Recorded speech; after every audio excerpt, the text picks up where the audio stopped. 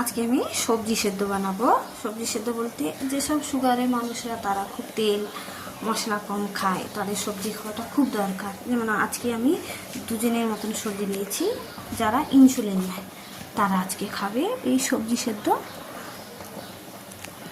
সবজির মধ্যে আছে এখানটায় বিনস, এখানে আছে ঝিঙে, গাজর আছে, আর এখানে পটল আছে। 8-10 কোয়া রসুন নিয়ে নিয়েছি, দুটো কাঁচা লঙ্কা নিয়েছি, আর আপনারা চাইলে একটু পেঁপেও দিতে পারেন, অসুবিধা নেই। এবার আমি এখানটায় প্রেশার কুকারেই সেদ্ধটা করে নেবো। প্রেশার কুকারে আমি রান্না করছি তো, তাই মাঝিয়ে তাই প্রেশার কুকারে এরকম লাগছে। সামান্য একটু জল দিয়েছি, একদম জল না দিলে তো পুড়ে যাবে, তাই জন্য সবজিগুলো দিয়ে দেবো। সবজির মধ্যে আমি পরিমাণ মতন নুন দিয়ে দিয়েছি। এবার আমি সবজিগুলোকে চাপা দিয়ে দেবো জল শুকনো অবধি।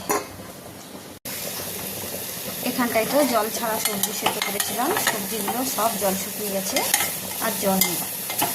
এবার কী করবো, যেহেতু সেদ্ধ হয়নি এখনও, শক্ত আছে, হাফ সেদ্ধ হয়েছে, শক্ত আছে। এবার কি করব, এবার এই প্রেশার কুকারের ঢাকনাটা এর মধ্যে আটকে দেবো, গ্যাসটা সিম করে।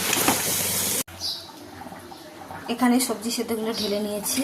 এবার ওর উপর দিয়ে দেবো একটুখানি গোলমরিচ গুঁড়ো, আর গোলমরিচ গুঁড়ো দিয়ে দেবো। কেউ যদি একটু মাখন খেতে চায় তাকে একটু মাখন দেবেন।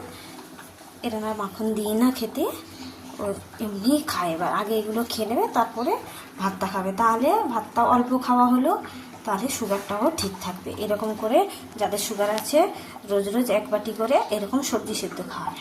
নর্মাল মানুষও খেতে পারে, কিন্তু আমরা তো আর খাই না সবজি সেদ্ধ, ওই যারা সুগার আছে তাদের ওদেরই খাওয়াই।